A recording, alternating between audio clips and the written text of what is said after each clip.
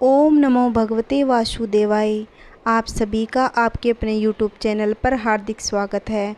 आज हम सुनेंगे पुरुषोत्तम मास का दूसरा अध्याय, जिसमें नारद मुनि भगवान नारायण से परोपकार के लिए प्रश्न करते हैं। सूत जी बोले, हे ऋषियों, मैं श्री शुक्रदेव जी के मुख से राजा परीक्षित को श्रीमद् भागवत की परम मोक्ष देने वाली कथा को सुनकर और राजा को मोक्ष प्राप्ति को देखकर उनकी कृपा से यहाँ आया हूँ, जहाँ आप सब दीक्षित ब्राह्मणों के धर्म यज्ञ कार्य में प्रयत्नशील हुए लोगों के दर्शन कर कृतार्थ हो गया हूँ। ऋषिगण बोले, हे सूत जी, अन्य बातों को छोड़कर आप हमें वेद व्यास जी के मुख से सुनी हुई अपूर्व कथा सुनाइए। फिर ऋषि जी बोले, हे महाभाग, संसार में जिससे परे कोई सार नहीं है, ऐसी मन को प्रसन्न करने वाली, जो सुधा से भी अधिकतर हितकर है, ऐसी पुण्य कथा हम लोगों को सुनाइए। विलोम अर्थात ब्राह्मण की चारों में स्त्रियाँ चुरु मिल जाने से उत्पन्न होने पर भी मैं धन्य हूँ, जो श्रेष्ठ पुरुष होने पर भी आप लोग मुझसे पूछ रहे हैं। भगवान व्यास के मुख से जो कुछ मैंने सुना है वह यथा ज्ञान मैं कहता हूँ। एक समय नारद मुनि नर नारायण के आश्रम में गए, जो आश्रम बहुत से तपस्वियों, सिद्धों तथा देवताओं से भी युक्त है। खेर बगेड़ा, आंवला, बेल, आम, जामुन, कंदब आदि अन्य वृक्षों से सुशोभित भगवान विष्णु के चरणों से निकली हुई पवित्र गंगा और अलकनंदा भी जहाँ बह रही थी, ऐसे नर नारायण के स्थान में श्री नारद मुनि ने जाकर महामुनि नारायण को प्रणाम किया और परब्रह्म चिंता में लगा हुआ मन, जिनका ऐसे जितेंद्रिय काम क्रोध आदि 6 स्त्रों को जीते हुए, जिनकी प्रभा अत्यंत निर्मल चमक रही थी, ऐसे देवताओं के भी देव तपस्वी नारायण को दंडवत प्रणाम कर और हाथ जोड़कर नारद मुनि व्यापक प्रभु की स्तुति करने लगे। नारद जी बोले, हे देव, हे जगन्नाथ, हे कृपा सागर, हे सतपते, आप सत्यवर्त हो, सत्य हो, सत्य आत्मा हो और सत्य संभव हो। हे सत्य योने, आपको नमस्कार है। मैं आपकी शरण में आया हूँ। आपका जो तप है वह संपूर्ण प्राणियों की शिक्षा के लिए और मर्यादा की स्थापना के लिए है। यदि आप तपस्या ना करे तो कलयुग में एक के पाप करने से सारी पृथ्वी डूबती है, वैसे ही एक के पुण्य करने से सारी पृथ्वी तरती है। इसमें तनिक भी संशय नहीं है। पहले सतयुग आदि में जैसे एक पाप करता था तो सभी पापी होते थे, ऐसी स्थिति हटाकर कलयुग में केवल कर्ता ही पापों से लिप्त हो जाता है। वह आपके तप की स्थिति है। हे भगवान, कलयुग में जितने प्राणी हैं सब विश्वों में आसक्त है, स्त्री पुरुष ग्रह में लगा है, चित्त जिनका ऐसी प्राणियों का हित करने वाला जो हो, जिसमें मेरा भी थोड़ा कल्याण हो सके, ऐसा विषय सोचकर आपका मुझसे कहने के योग्य है। आपके मुख से सुनने की इच्छा से मैं ब्रह्मा लोक से यहाँ आया हूँ। उपकार प्रिय विष्णु, ऐसा वेदों में निश्चित है, इसलिए लोक उपकार के लिए कथा का सार इस समय आप सुनाइए, जिससे सुनने मात्र से निर्भय मोक्ष पद की प्राप्ति होती है। इस प्रकार नारद जी के वचनों को सुनकर भगवान ऋषि आनंद से खिलखिला उठे।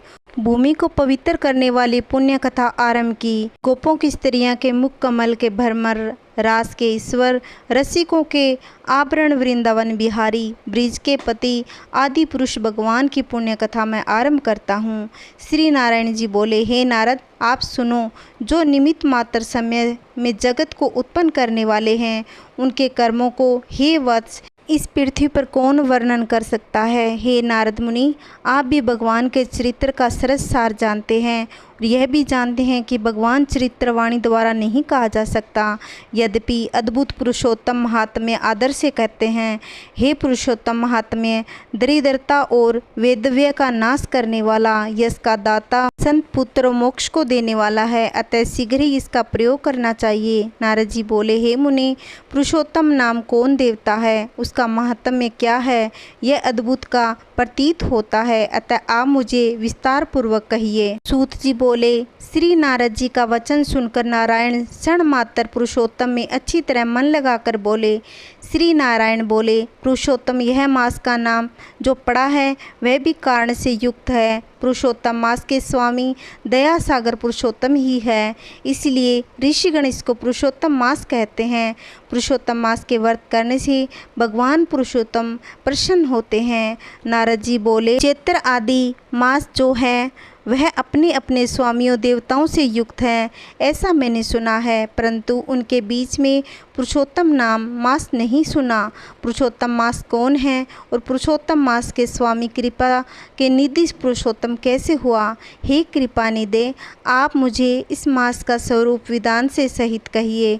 हे प्रभु सतपते, इस माह में क्या करना और कैसे स्नान करना, क्या दान करना, इस मास का जप पूजा उपवास आदि क्या साधन है, कहिए।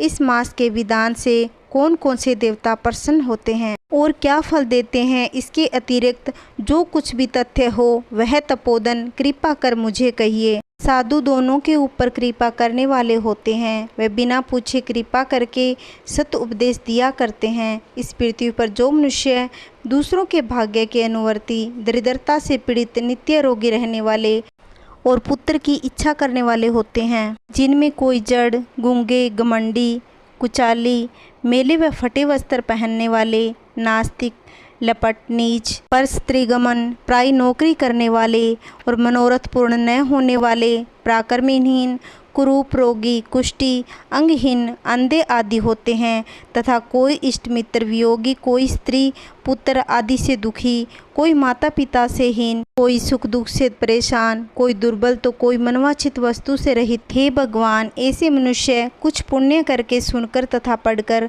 और आचरण करके इन कष्टों से छूट जाए, ऐसा कोई सरल उपाय बताइए। विधवापन, बांझपन, लूले लंगड़े, मानसिक कष्ट, रक्त पित्त रोग, क्षय रोग और बवासीर, पथरी, संगृहिणी, खुजली आदि रोगों से गिरे हुए अन्य विविध दोषों में लोगों को देखकर मैं बड़ा दुखी हूँ। अतः मेरे ऊपर दया करके हे ब्राह्मण, मेरे मन को प्रसन्न करने वाले विषय को विस्तार से बताइए। हे प्रभु, आप सर्वज्ञ हैं, समय के तत्वों को आयतन है। इसके बाद सूत जी कहते हैं, इस प्रकार नारद के परोपकारी मधुर वचनों को सुनकर देवादेव नारायण चंद्रमा की तरह शांत होकर महामुनि नारद जी के नेब मेघों के समान गंभीर वचन बोले। पुरुषोत्तम मास में नारायण नारद संवाद प्रश्न विधि नामक द्वितीय अध्याय समाप्त। कल की वीडियो में पुरुषोत्तम मास महात्म्य अध्याय 3 सुनेंगे। आज की मेरी वीडियो कैसी लगी प्लीज़ लाइक करना, कमेंट करना, वीडियो को ज़्यादा से ज़्यादा शेयर करना। अगर आप चैनल पे नए हो तो प्लीज़ चैनल को सब्सक्राइब करना, जिससे आने वाली वीडियो की नोटिफिकेशन आपको सबसे पहले मिल सके। जय श्री कृष्णा, राधे राधे, हर हर महादेव, ओम नमः शिवाय।